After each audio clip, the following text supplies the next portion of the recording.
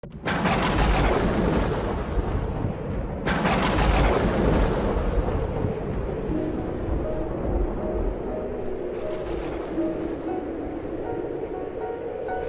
ce temps-là, Jésus se retira dans la région de Tyr et de Sidon.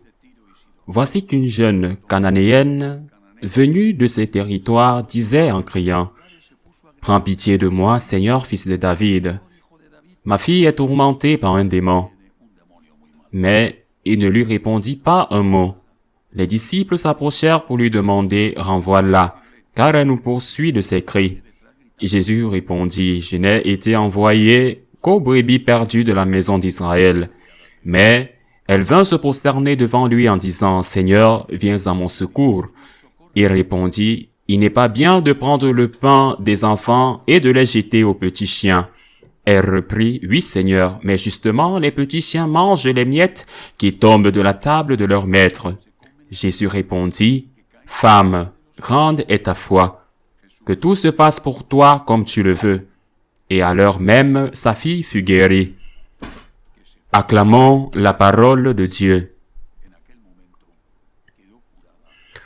Aujourd'hui, l'Église célèbre la mémoire liturgique de Sainte Thérèse Bénédicte de la Croix, carmélite déchaussée, martyrisée dans le camp de concentration d'Auschwitz, en Pologne, par les nazis.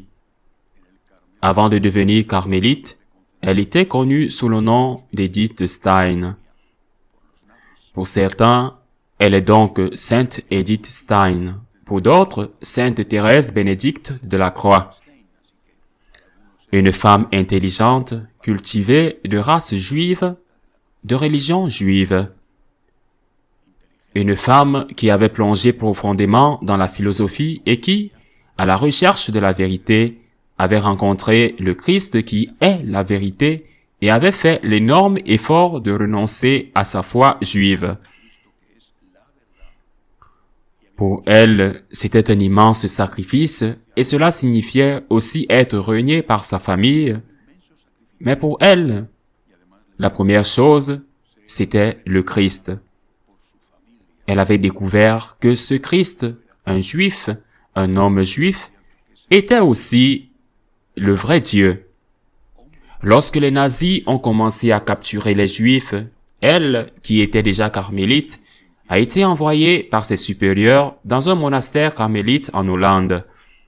Mais lorsque les évêques néerlandais ont protesté contre ce que les nazis avaient fait et faisaient également aux Juifs en Hollande, les représailles et les nazis ont également capturé, emprisonné et ensuite tué les quelques catholiques juifs qu'il y avait, y compris Sainte Edith Stein et sa sœur.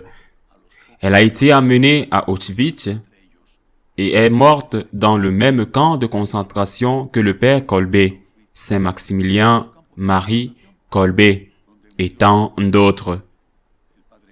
La leçon de Sainte Edith Stein, aujourd'hui également considérée comme la sainte patronne de l'Europe, est la recherche de la vérité et le prix à payer pour trouver la vérité. Et cette vérité n'est pas une philosophie, une théorie philosophique. Ce que dit-elle? Ou telle éminence brillante, la vérité, c'est la personne de Jésus-Christ qui est le chemin, la vérité et la vie. La vérité qui nous libère. Et pour être avec la vérité, non pas pour posséder la vérité, parce que le Christ n'est pas possédé, mais pour être possédé par la vérité, pour être soumis à la vérité, obéissant à la vérité, il faut payer un prix. Parfois le ridicule, la moquerie du monde, la marginalisation, le rejet par la famille ou les amis, dans le cas de Sainte Édith, même la mort. C'est une grande leçon et c'est à elle que nous devons confier tous ceux qui continuent à croire que c'est la vérité. Le Christ qui nous rend libres et non pas, comme la majorité le croit aujourd'hui, que c'est la liberté qui nous rend vrais. C'est-à-dire que c'est sur la base de notre liberté que nous pouvons décider ce qui est vrai et ce qui est faux, ce qui est bon et ce qui est mauvais. Mais je voudrais dire un mot, juste un mot, pour ne pas m'appesantir sur l'évangile aujourd'hui. Cette femme, une cananéenne, donc une païenne, on ne sait pas en quel Dieu elle croyait enfin. Elle n'était pas juive, elle était dans le pays de ce qu'on appellerait aujourd'hui le Liban, Tyr et Sidon. Jésus s'y était rendu. Cette femme avait une fille malade. Elle avait entendu dire que Jésus était miraculeux, qu'il faisait des miracles, qu'une mère, un père, ne ferait rien pour que sa fille, son fils soit guéri. Rien. Elle est allée voir cet étranger à la réputation de faiseur de miracles pour demander de l'aide pour sa fille. Et Jésus ne la traite pas bien, il l'évite. Même ses propres disciples doivent intercéder. Une situation délibérément provoquée par le Christ, car il voulait donner une leçon à ses disciples juifs. Il était venu pour tous, et c'est pourquoi il était à Tyr et à Sidon. Il était venu pour toute l'humanité, et pas seulement pour la race juive, pour toute l'humanité et aussi pour les Juifs. Jésus dit alors ce que les disciples juifs pensaient au fond d'eux-mêmes. J'ai été envoyé aux brebis perdues d'Israël. Il savait que c'était ce que ses disciples pensaient. Il veut les mettre à l'épreuve, mais la femme intervient. Seigneur, aide ma fille. Elle a un très mauvais démon.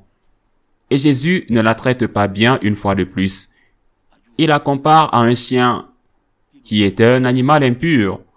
Pas tant un animal impur qu'un porc. Un animal impur pour le juif. C'est juste on ne peut pas donner aux chiens la nourriture réservée aux enfants. C'est ce que pensaient ses disciples juifs. Ils savaient ce qui allait se passer. La femme, une mère, qui a une fille malade, fait ce que toute mère fait pour un enfant. Elle s'humilie. Au lieu de répondre avec colère, « Et chien, tu vas le dire à qui je te dis de le dire », elle s'humilie et renverse l'argument. « Mais Seigneur, même les chiens mangent les miettes qui tombent de la table de leur maître. » Et Jésus dit, la réponse vaut la peine d'être regardée en détail.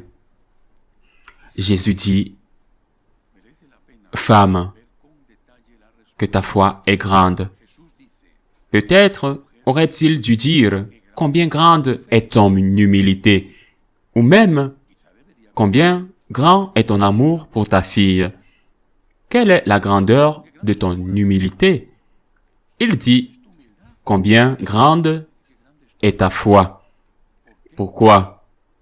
Parce que sans humilité, il n'y a pas de foi. Une foi qui ne nous rend pas humbles n'est pas une vraie foi. Sans humilité, il ne peut y avoir de reconnaissance, et sans reconnaissance, notre foi n'est pas une vraie foi. Car l'humilité nous aide à comprendre que ces choses qui nous sont données sont gratuites, que nous ne les méritons pas, qu'il y a le droit de vivre éternellement, d'être toujours en bonne santé, qui a le droit à tant de choses qui sont un don et pour lesquelles nous ne sommes pas reconnaissants parce que nous pensons qu'elles sont un droit. Cette femme est un modèle d'humilité et c'est cela un avant-goût de la foi qui pousse Jésus à la guérir, à guérir sa fille. Avons-nous des besoins? Nous tournons-nous vers Dieu pour qu'il nous aide? Que notre prière commence par « Seigneur, si tu le veux bien, si tu le veux bien. » Non pas « si tu peux », mais « si tu veux, Seigneur, tu peux me guérir.